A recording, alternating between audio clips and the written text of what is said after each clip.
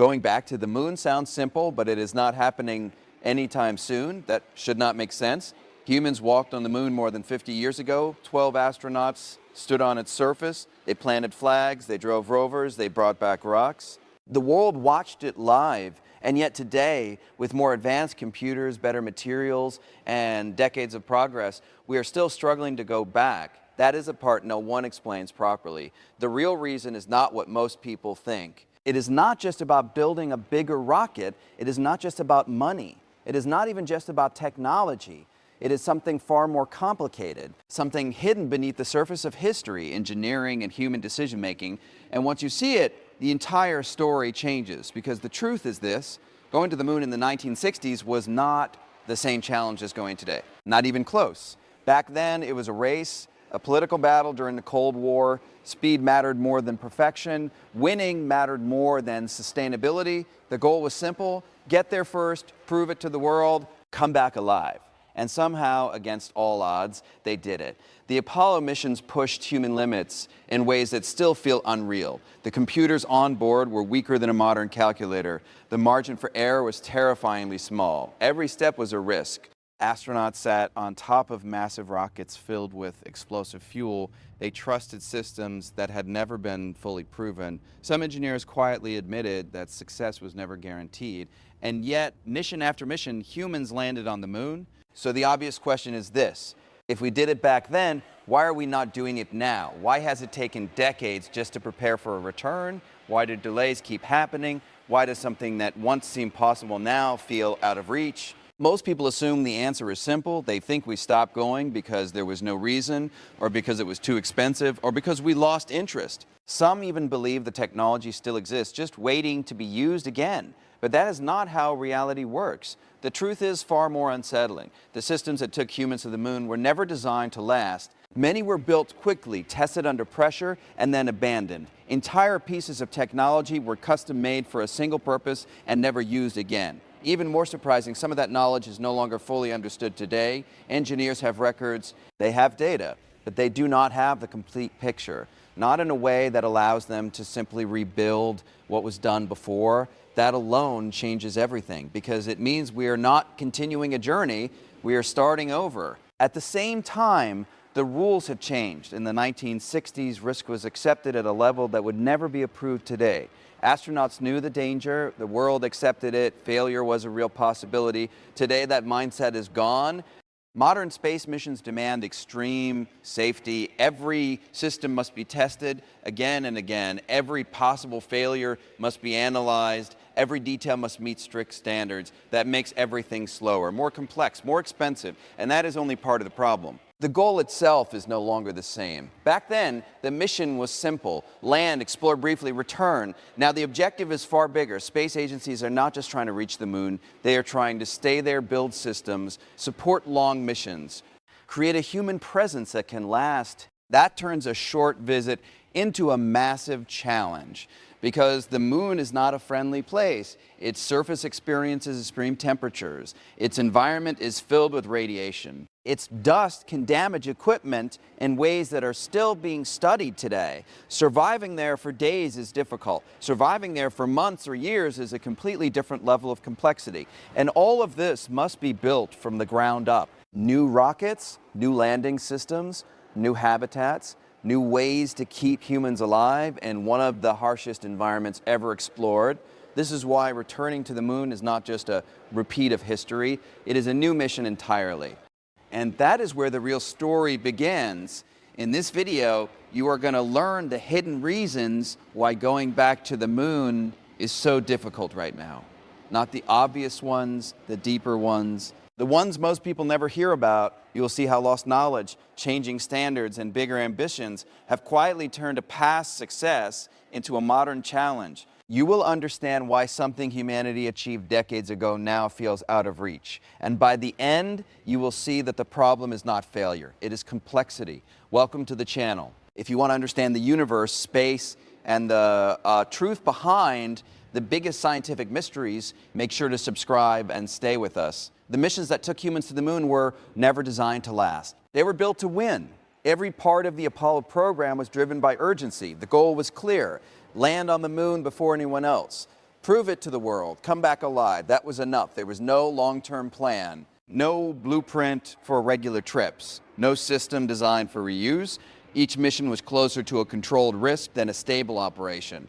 The rockets were massive and powerful, but they were also disposable. The Saturn V, the most powerful rocket ever, successfully flown, was used once and then thrown away. Every launch required building an entirely new rocket from scratch. That alone made repetition extremely difficult, but the deeper issue was hidden inside the technology itself. The systems used during Apollo were fragile, not weak but limited. They worked under very specific conditions. They were pushed to their limits every single time. The onboard computer is a perfect example. It had less processing power than a basic calculator today. It could not handle complex decisions. Astronauts had to manually control many critical parts of the mission. A small mistake could lead to failure. Even more surprising, the software had almost no room for error. During one mission, the computer started flashing warning alarms just moments before landing. The system was overloaded. Engineers on Earth had seconds to decide whether to abort or continue. They chose to continue. That decision could have ended very differently. The spacecraft itself was not built for comfort or durability. The lunar module, the vehicle that landed on the moon, looked like a fragile metal frame covered in thin layers. It was never meant to survive more than a short stay. It had no backup for long-term survival, no protection against a dented exposure. It was designed for a brief visit, not a permanent presence. Even the spacesuits had limitations that are rarely discussed. They were stiff, heavy, and difficult to move in. The life support systems had strict time limits. Astronauts could not stay outside for long periods. Every movement had to be planned. There was no margin for extended exploration. Many of the parts used in Apollo were also custom built. This is where things become even more complicated. Engineers created unique components for specific missions. These parts were not mass-produced. They were not standardized. In many cases, the companies that built them no longer exist. The manufacturing processes used at the time are also gone. Machines have changed. Materials have changed. Entire industries have evolved. Some techniques used back then are no longer practiced today. This means one critical thing: you cannot simply rebuild Apollo. Even with all the original designs, you would still face a problem. The world that created those machines no longer exists in the same form, and that leads to a deeper realization. Apollo was never a system. It was an event. A powerful, historic, one-time achievement driven by pressure, risk, and urgency. It worked because everything aligned for a single purpose, but it was never meant to be repeated over and over again. And that is why going back is not as simple as following the same path. Time did not just pass after the moon landings. It erased things? Not the headlines, not the famous images. Those are still everywhere. At the deeper layer, the real engineering knowledge did not survive in the way people expect. Thousands of engineers worked on Apollo. They designed systems, solved problems, and made critical decisions in real time. Many of those decisions were never fully written down. They lived in conversations, quick notes, and human memory, and then those people retired. Some passed away. Others moved on to different industries. Decades went by. What remains today is incomplete. There are documents, yes. There are blueprints and reports, but they do not capture everything. They cannot show every adjustment, every workaround, every small change that made the difference between failure and success. This creates a strange situation. Modern engineers can see what was built, but not always how or why it was built that way. One NASA engineer once explained this problem in a simple way. The plans tell you what the machine looked like. They do not tell you how to think like the people who made it work. And that gap is critical because Apollo is full of improvisation. During the missions, unexpected problems happen all the time. Engineers had to respond quickly. They made decisions based on experience, instinct, and deep understanding. That kind of knowledge is very hard to preserve. There is another layer to this problem. The materials and parts used back then are no longer the same. Some metals were sourced from suppliers that no longer exist. Some components were built using machines that have been replaced or scrapped. Even small electronic parts are different now. In the 1960s, computers used simple chips with large structures. Today, technology has moved to extremely small and complex systems. You cannot just recreate old electronics using modern methods without redesigning everything. Even the factories have changed. Production lines are automated now. Standards are different. Safety rules are stricter. The entire process of building spacecraft has evolved. This means one important thing. Even if you had every original drawing, you still could not rebuild Apollo exactly as it was. You would have to redesign it, and once you start redesigning, you are no longer copying the past. You are creating something new. That takes time. It also creates risk. Every new design must be tested. Every system must be verified. Engineers must prove that it works under real conditions. This is not a simple rebuild. It is a full restart. There are also surprising gaps that most people never hear about. For example, some original tapes from the Apollo missions were lost or overwritten. Important data was not preserved in the way modern missions store information. At the time, storage was limited and expensive. Not everything was saved. So even historical records have missing pieces. This forces engineers to rely on partial information. They must study what remains, fill in the gaps, and rebuild knowledge step by step. It is like trying to reconstruct a complex machine with missing instructions. It worked once, but you do not fully know how. And that is why returning to the moon today does not begin where Apollo ended. It begins somewhere much earlier. The level of risk during the Apollo missions was far higher than most people realize. Astronauts were not just explorers. In many ways, they were test subjects. Every launch carried unknowns. Engineers could calculate, simulate, and predict. But space had a way of breaking expectations. Systems behaved differently under real conditions. Small errors could turn into fatal ones, and yet they flew anyway. At that time, the mindset was clear. Success was worth the risk. Success was worth the risk. Failure was a possibility that everyone silently accepted. Some internal reports even described early missions as experimental flights with humans on board. That is a detail rarely discussed. The margin for survival was thin. During one mission, a small malfunction in the guidance system forced astronauts to take manual control at a critical moment. The landing site was filled with dangerous rocks. Fuel levels dropped lower and lower.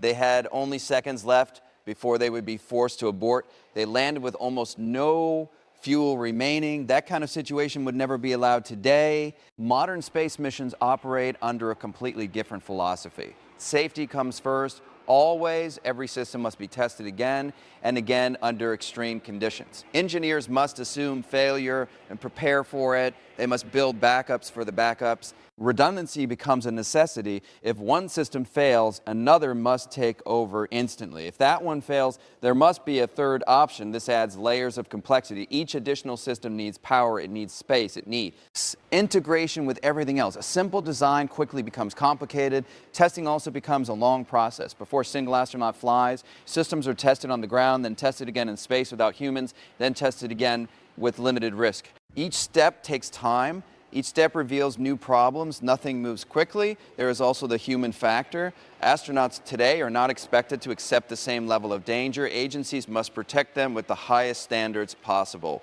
Every mission must justify its safety. This changes decision-making. In the past, a risky launch might still move forward. Today, even a small concern can delay a mission for months or years. A single flaw can stop everything. There is a famous example from recent missions where a tiny issue with insulation foam caused massive delays. Engineers had to study it in detail. They had to prove it would not create a larger problem.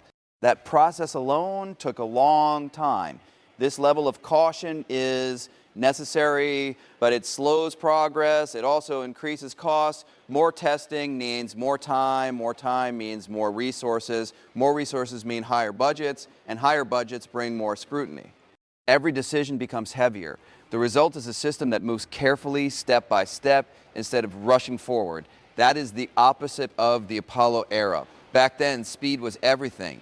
Now, certainty is everything, and certainty is hard to achieve in space because space does not forgive mistakes. This is why modern missions take years to prepare. It is why delays are common. It is why returning to the moon is no longer a fast goal. It is a slow and careful process shaped by lessons learned the hard way. Lessons written in risk, close calls, and the understanding that some boundaries cannot be pushed the same way again. Money was never a small factor in reaching the moon. But during The Apollo era, it was something very different. Funding was driven by urgency and fear. The Cold War created a situation where space was not just science, it was power, it was influence, it was a message to the world. Governments were willing to spend at a level that would be unthinkable today.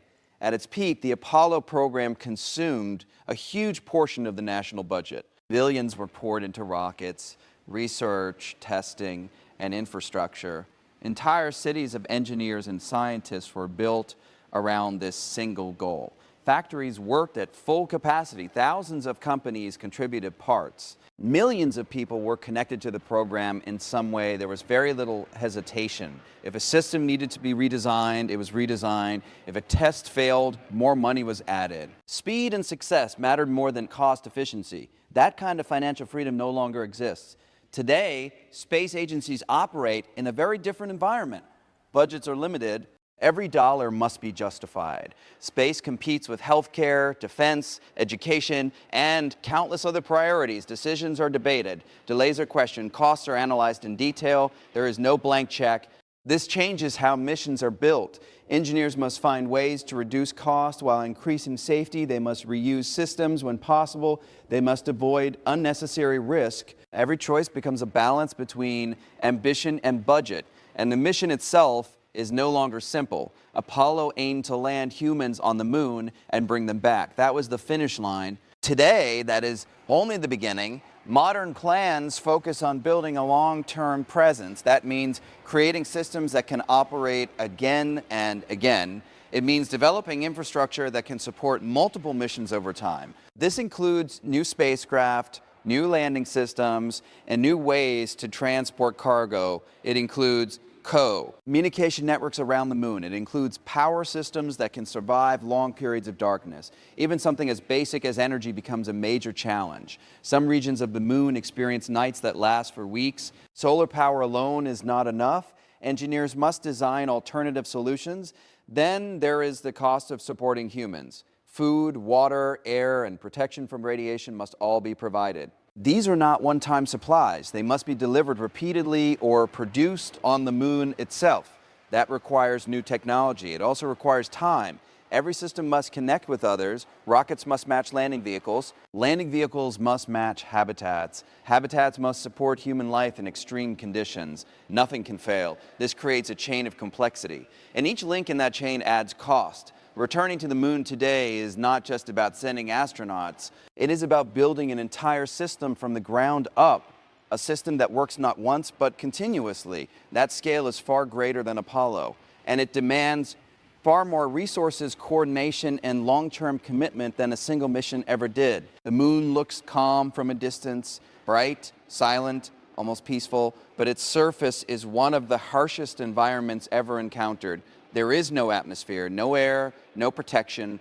That single fact changes everything. Without an atmosphere, temperatures swing to extremes that are difficult to fully understand. In direct sunlight, the surface can become hotter than boiling water. In darkness, it can drop far below freezing, colder than the coldest places on Earth.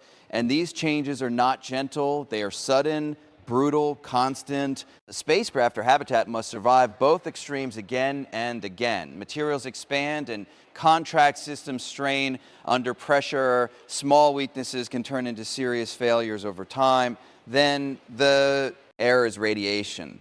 On Earth, the atmosphere and magnetic field act as shields. They protect life from constant streams of high-energy particles coming from the sun and deep space. The moon has no such protection. Radiation hits the surface directly, day after day. Year after year, astronauts during Apollo were exposed, but only for short periods. Even then, it was a concern. Today, for longer missions, it becomes a serious threat. Extended exposure can damage cells, increase cancer risk, and affect the human body in ways that are still being studied. Any long-term presence on the moon must deal with this. That means building protective shelters, using materials that can block or reduce radiation, possibly even burying habitats under layers of lunar soil for shielding. And that brings another hidden danger. The dust, lunar dust, is not like dust on Earth. It is sharp, jagged out, almost like tiny shards of glass. There is no wind or water on the moon to smooth it out. Each particle keeps its rough edges. When astronauts walk on the surface, the dust sticks to everything: suits, equipment, seals, joints. During Apollo missions, this became a serious problem. Astronauts reported that the dust clung to their suits and was difficult to remove. It scratched surfaces, it damaged seals, it even entered the spacecraft and caused irritation when breathed in. Some described the smell as similar to burnt metal. That was after only a few days. Now extend that to months or years. The dust could slowly destroy equipment, it could wear down moving parts, it could create leaks in critical systems. It could pose health risks over time. This is not a small issue. It is one of the major challenges of living on the moon. Then comes survival itself. Apollo missions carried everything they needed: oxygen, water, food, but only enough for a short stay. There was no system to produce resources, no way to sustain life beyond a limited window. Modern missions must go far beyond that. Astronauts will need continuous air supply, clean water, stable food sources, waste recycling systems, all operating in an environment that offers nothing naturally. Every breath must be created, every drop of water must be managed, every system must function without failure, and it all has to work together without interruption. A short visit can rely on stored supplies. Staying requires an entire life support ecosystem. That is a completely different level of difficulty, and every part of that system must survive the extreme conditions that never stop. The goal is no longer just to reach the moon. That part has already been done. The new goal is to stay, and that changes everything. A short mission is simple in comparison. This, you launch, you land, you complete a few tasks, and you return. Every system is designed for a limited time. Supplies are calculated down to the last detail. There is a clear beginning and a clear end. But a permanent presence removes that ending. Now the mission does not stop. It continues day after day, month after month. That requires something far more complex than a single spacecraft. It requires a functioning system. The first challenge is shelter. Astronauts cannot live inside a small lander for long periods. They need habitats that can protect them from radiation, extreme temperatures, and constant exposure to the environment. These structures must be strong, reliable, and able to operate without failure. Some designs suggest placing habitats under the lunar surface. Others focus on building thick protective walls using local materials. Both ideas bring new technical challenges. Then comes the question of supply. On Earth, supply chains are invisible. Food, water, and equipment move constantly without notice. On the moon, every item must either be brought from Earth or produced locally.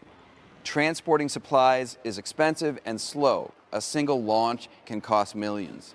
Every kilogram matters. This forces engineers to think differently. They must reduce dependency on Earth. This leads to the idea of using local resources. There's evidence of water ice in shadowed regions of the moon. That water could be used for drinking, for producing oxygen, and even for fuel, but extracting it is not easy. The ice is mixed with soil and located in extremely cold areas.